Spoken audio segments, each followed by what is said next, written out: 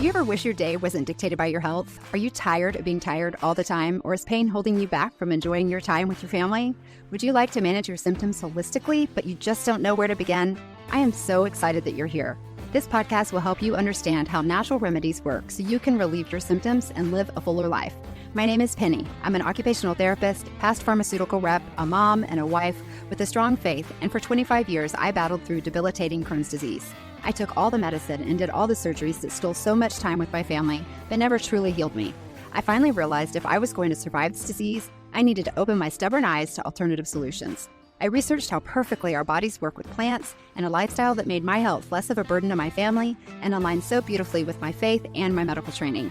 If you're ready to reclaim your life with holistic options that are easy to implement as a busy mom and provide relief that lasts, this is the podcast for you. Hello, Becoming Natural fans. This is Penny, your host, and I am so glad you're here today. I hope you're having a wonderful week. Before we begin today, I want to pause for just a moment because this episode marks number 70. I can't even fathom. I had no idea where this was going when I started, and it brings me complete joy to know that here I am, still banging it out every week, bringing you a new episode. I absolutely love it. So this week's title, I wanted to do something a little bit different. It turns out my never list was God's to-do list, how Becoming Natural was born. And if you had told me even a few years ago that I would one day be sitting right here talking to you behind a microphone week after week, speaking into the lives of women and moms, even husbands and men, I will say, some men who have been very complimentary of this space, I may never meet this side of heaven, I would have gently smiled and said, you must have the wrong girl. Podcasting was firmly on my never, no way, not going to happen list. It was nowhere close to my bucket list. There's people out there that say, oh, I would love to have a podcast. Nope, that was not me. But as I look back now, I can see something so clearly. It turns out my never list was simply God's to-do list, because over and again, I say never, and I have to be careful because those nevers have always come to fruition. If you're listening today, you are part of that story, and I am so deeply grateful that you're here and that you're part of my story. What I am learning is that God rarely calls the one who feels ready. He calls the one willing to say yes. If you've been here from the beginning, you may recognize some pieces of the story, but today I'm going to weave them together in a way that I never have before, revealing a few more things to you about me. I just feel like I want to be fully transparent and open when many of the episodes I feel like I'm trying to rush to get out information. If you're new here, I'm so glad that you found us. This is the heart behind everything that I share, and sometimes a similar story carries new meaning and a new season. So today's episode is going to feel a little bit different. No deep dive into supplements, no science heavy breakdown, and no step-by-step wellness strategies. Just me, Penny, or Penelope, whichever you choose. This episode has been on my heart for a while because when I sit down each week to record, I am usually so focused on teaching or sharing something helpful in a very short window of time that I rarely pause to share the full story of how I got here. Many of you know the pieces of my health journey. You know it was long, you know it was hard. We're not going to go over all that again, but what I'm sharing today isn't that illness story. It's the story of what I think that God was writing around my illness and my story and every little step in my life. Lately, I've been spending a lot of time rebuilding my Becoming Natural website. And let me tell you, starting a podcast has been one of those giant, I will never do that moments that somehow became something I absolutely love. God has always had that kind of a sense of humor with me, and I should have learned now never to say never. As I was planning my time and trying to be more efficient with how I work through the week and spend time doing certain things because there's just so much that I have to do on the website and on the podcast and all the little things that go on behind the scenes. This really is just a one-person show. I found myself getting unexpectedly reflective. And I am not saying that because I want applause. I'm saying it because there were seasons that my body couldn't carry much at all. And God still kept handing me one doable step at a time. And I hear a lot of people that get discouraged, and I don't want to say, oh, if I can do it, you can do it, or rah, rah, rah, because when you're in those moments, sometimes that cheerleading isn't exactly what you need to hear or want to hear. When I look back now, I can see something that I never recognized in real time, but every step, even the ones that felt random, every step was preparing me for the next moment and each moment forward that led to this moment. So have you ever looked back on your life and thought, oh, that's why that happened? And that is exactly how this season feels for me.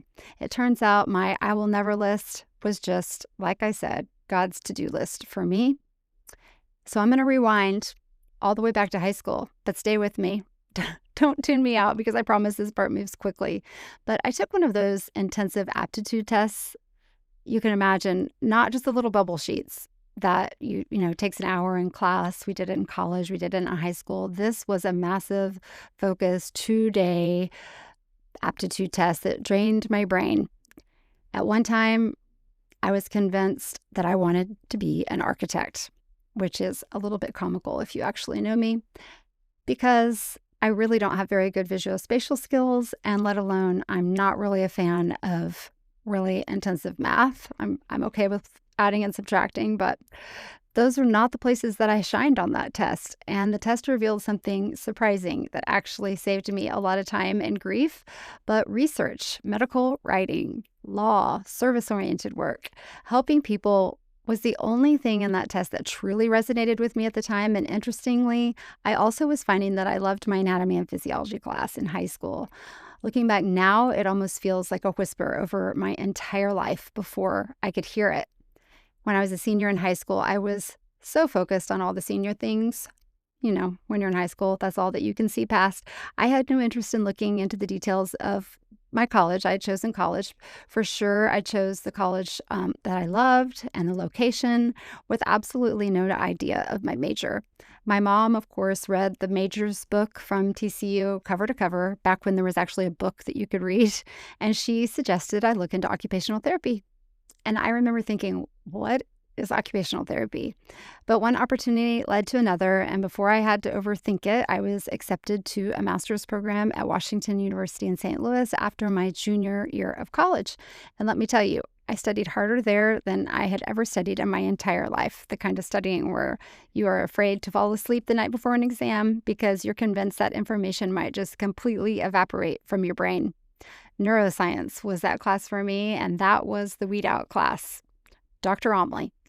But by the grace of God, I survived it, and I actually survived it well. I was recently telling my college-age boys how different college was for us, which does not seem like that long ago. There was no optional online class or hybrid come if you want, or jump online if you prefer. We were always in class, and my teachers took roll, even at TCU. I mean, I had, smaller classes, but a class with 100 people lecture class. I mean, my professors took roll, and my Wednesdays were always my lab days. Every semester of college, I was in class on Wednesday until 5 p.m.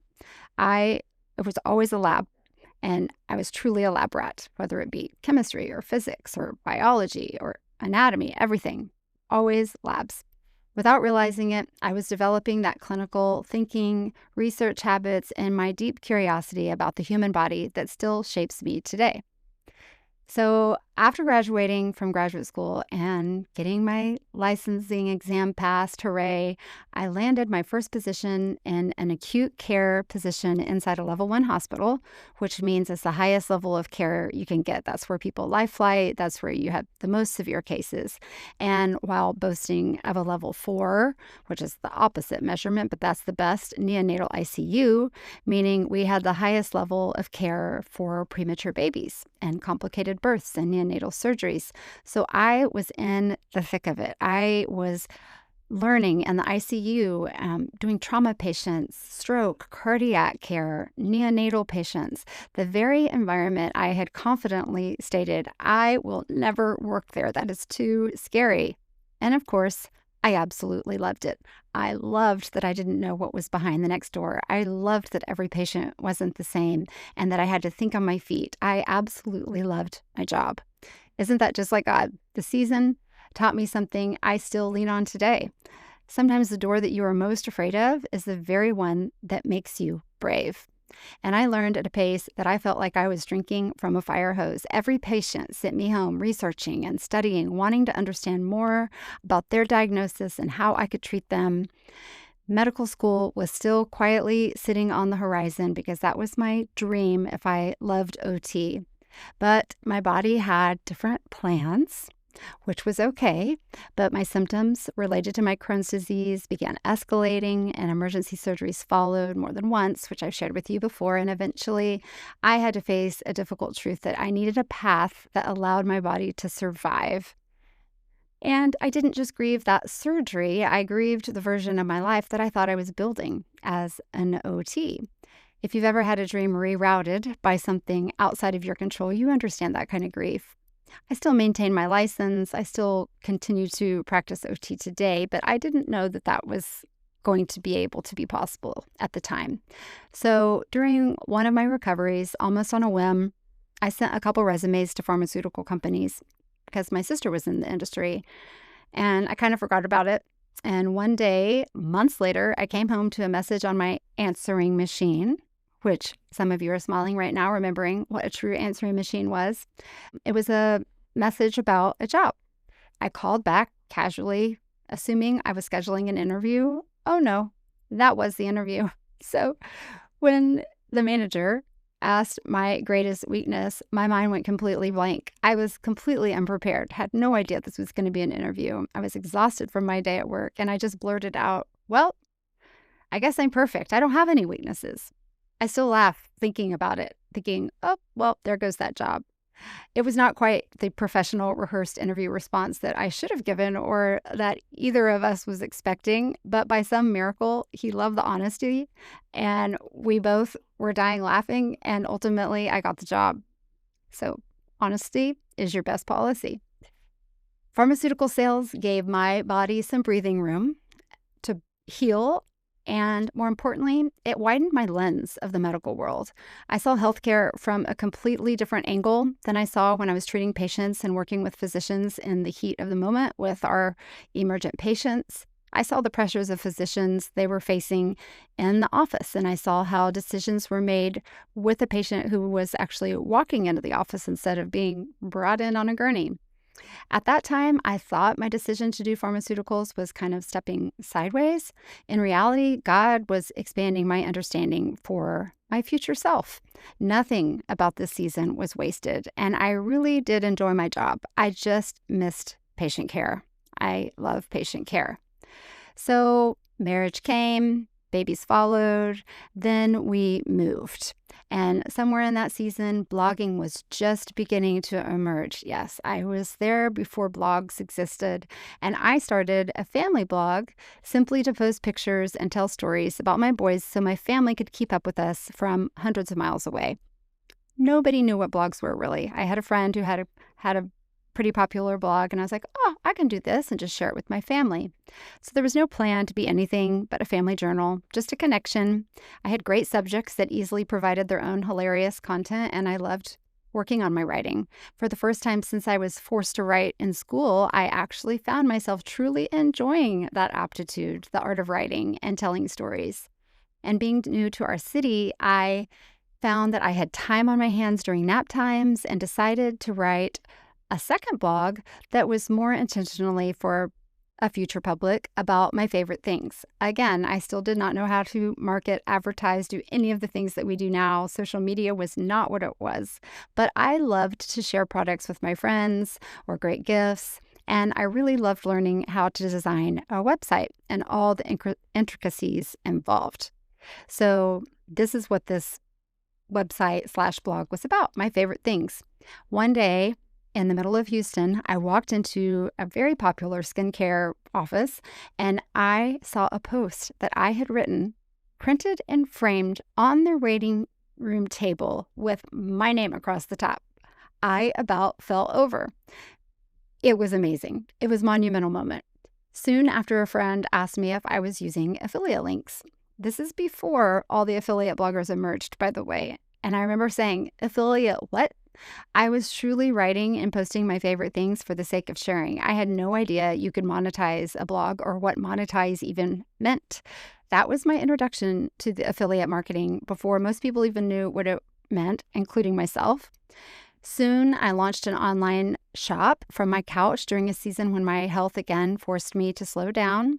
No computer background, no business training, didn't even have an email in college, just determination to learn. I definitely love to challenge myself to learn new things. I hunted wholesalers. I built another website that was a store website versus a blog. I learned everything from scratch.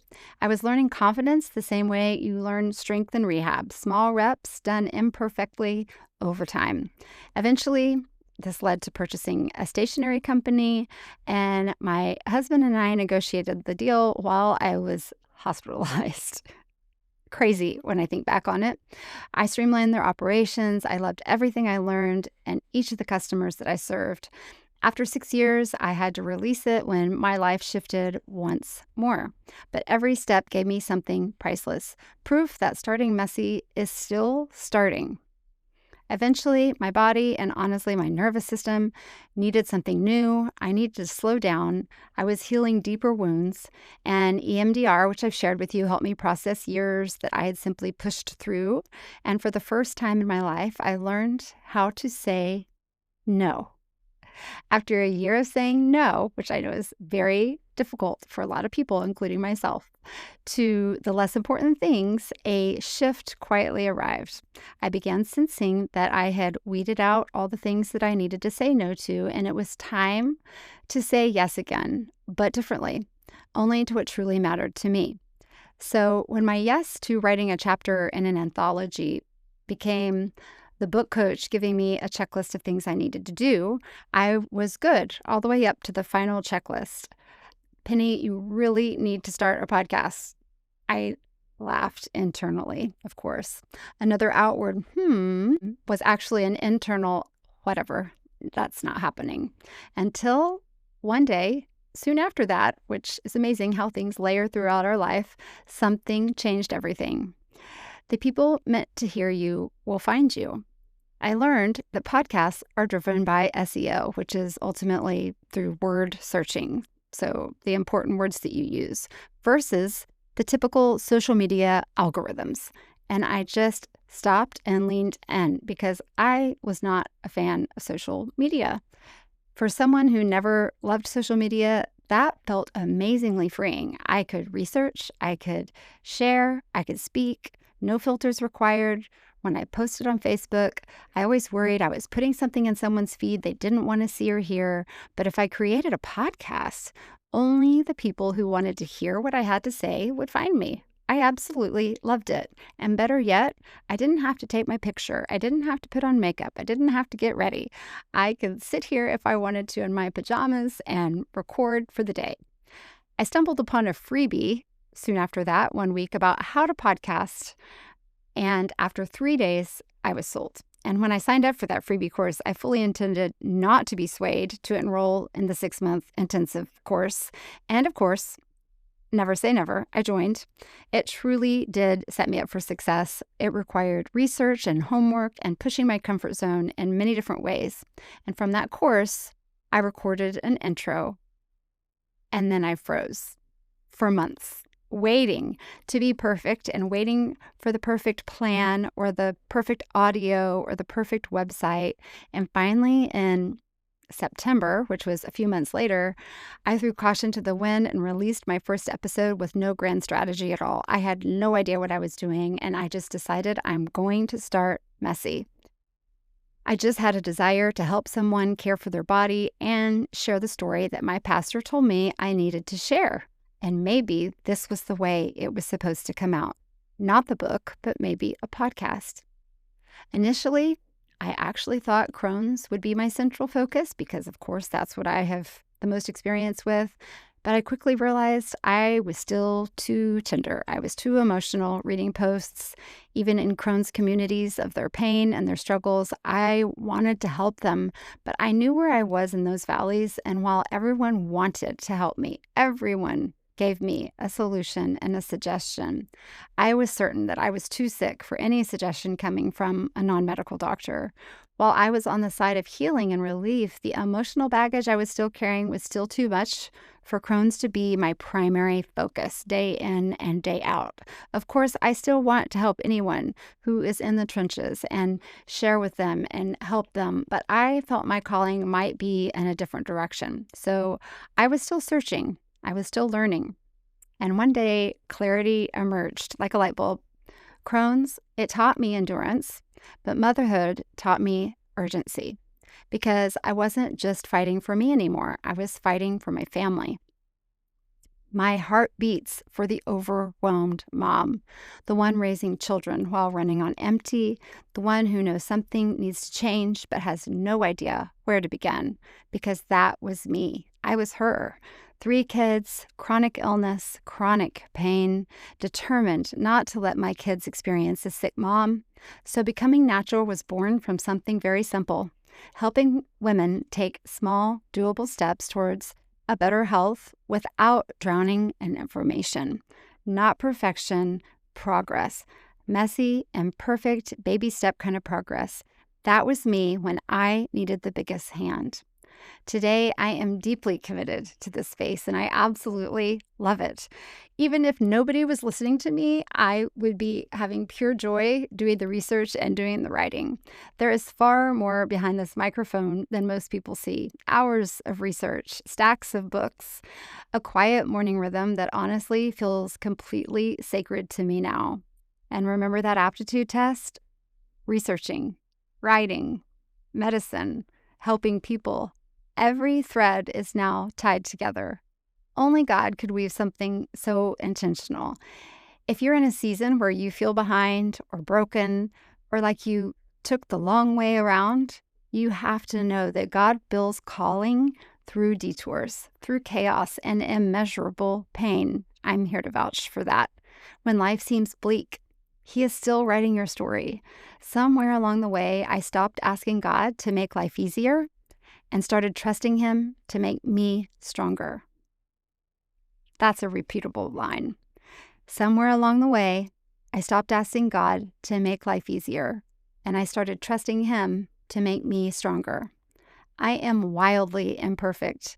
Healthy eating has never come natural to me.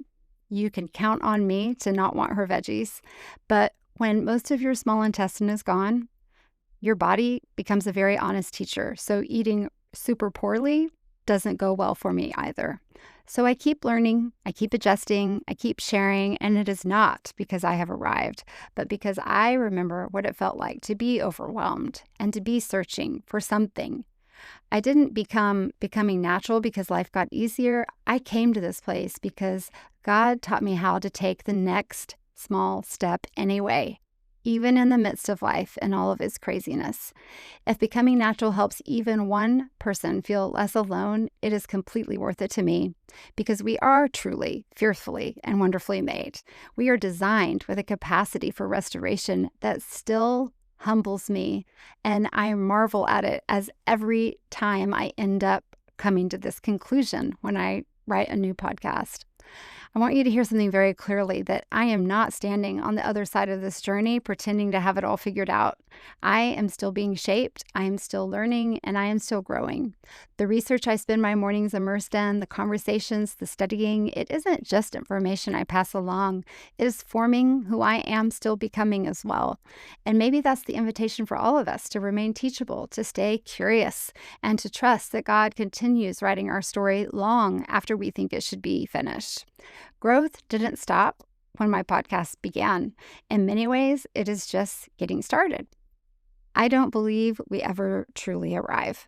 If we arrive, that seems to me like a destination point where you stop striving. I think we're always becoming, shaped by what we learn, how we heal, and the courage to keep taking the next step. And when I look back now, I can see that every step, even the ones that seemed completely unrelated to health. Every step was quietly placing tools in a belt I didn't know yet that I would carry. Turns out, God knew exactly what he was doing with me. The science, the clinical training, the business attempts, the seasons of slowing down, even the detours I never would have chosen, all of it was preparation for the work I feel called to do today.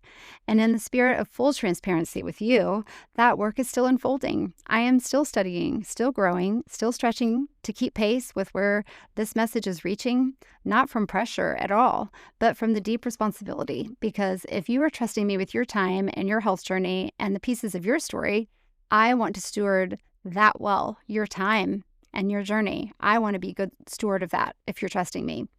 I am not very present on social media, truth be told, and that is very intentional with my choices.